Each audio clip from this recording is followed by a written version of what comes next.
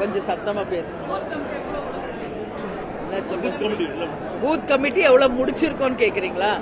இன்னைக்கு தமிழ்நாடு முழுக்க இருக்கின்ற அனைத்து தொகுதிகளிலுமே 80% பூத் கமிட்டி அமைச்சாச்சுங்க. BL2 ஃபார்ம் எல்லா தொகுதியிலும் கலெக்டரேட்ல கொடுத்து ஒப்புதல் ரசீது பெற்றுவிட்டோம். இன்னும் பேலன்ஸ் இருக்கிற ஒரு 20% வெகு விரைவில் செப்டம்பர் 14க்குள்ள முடித்து தருவதாக சொல்லியிருக்காங்க. உறுதியாக அது முடிந்தவுடன் நாங்கள் தேர்தல் களத்திற்கு தயாராக இருக்கிறோம் என்பதை தெரிவித்துக் கொள்கிறோம். முதலமைச்சர் வெளிநாடு பயணம் சென்றிருக்கிறார். அதிகமான முதலீடுகளை ஈர்ப்பதற்காக சென்றிருக்கிறேன் சொல்றாரு. ரொம்ப சந்தோஷம், வாழ்த்துக்கள். ஆனால் அவருடைய பயணம் 100% தமிழ்நாட்டிற்காகவும் தமிழக மக்களுக்காகவும் இருக்க வேண்டும் என்பதுதான் தேமுதிகவினுடைய ஒரே ஒரு கோரிக்கை. ஏன்னா ஏற்கனவே பல வெளிநாடுகளுக்கு அவர் சென்றிருக்கார். அதன் மூலம் எந்த அளவு தொழிற்சாலைகள் இங்கு வந்திருக்கு, எத்தனை லட்சம் இளைஞர்களுக்கு வேலை கிடைச்சிருக்குது என்பதெல்லாம் $1 மில்லியன் கொஸ்டின். அதனாலதான் எல்லா எதிர்கட்சிகளும் இன்னைக்கு வெள்ளை அறிக்கை தரணும்னு சொல்றாங்க. ஆனால் தேமுதிகவை பொறுத்த வரைக்கும் நிச்சயமாக அவருடைய வெளிநாடு பயணம் வெற்றி அடையட்டும், வாழ்த்துக்கள். ஆனால் உறுதியாக இன்னைக்கு கவர்மெண்ட் ரீதியில தான் அவர் சென்றிருக்கார் ஒரு முதலமைச்சரா. அப்ப நாட்டுக்கும் மக்களுக்கும் நிச்சயம் அந்த வெளிநாடு பயணம் பலன் அளிக்கணும்னு நான் கேட்டுக்கிறேன்.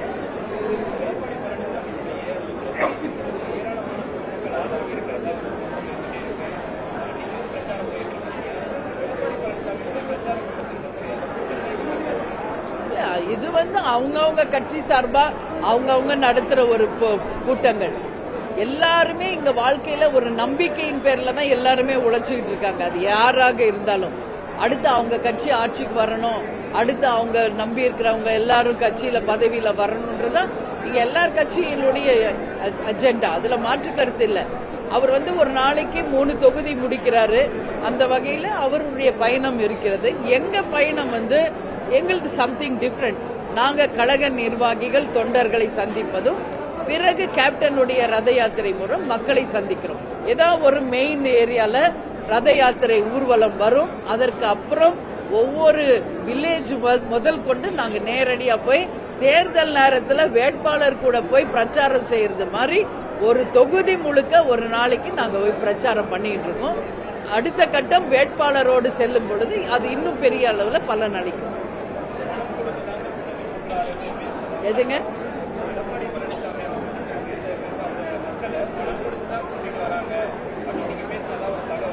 அப்படி இல்ல. இன்னைக்கு தமிழ்நாடு நான் சொல்றேன், இது நான் சொல்றதா? தமிழ்நாடே அதை தானே சொல்லிட்டு இருக்கு. அவங்க மட்டும் இல்ல, இன்னைக்கு எந்த கட்சி கூட்டத்துல ஆள் இருக்காங்கன்னா அது எப்படி சேர்றாங்க என்பது இது எல்லாருக்கும் தெரிஞ்ச ஒரு உண்மை. இல்லைன்னு யாரும் மறுக்க முடியாது. அதனால எடப்பாடியார் மட்டும்தான் அப்படி காசு கொடுத்து கூட்டுறாரா அப்படின்றது இல்ல. இன்னைக்கு எல்லா கட்சியும் அப்படிதான். இதுல விதிவிலக்கு தேமுதிக.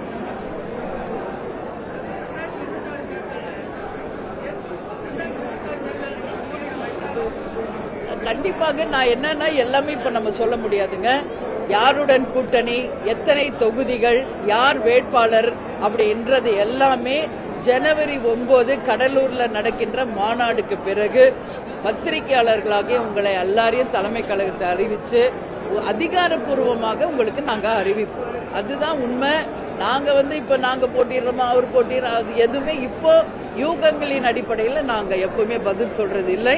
எனவே ஜனவரி 9க்கு பிறகு உங்களுக்கு ஒரு தெளிவான ஒரு அறிக்கை தலைமை கழகத்தில் தருவோம்.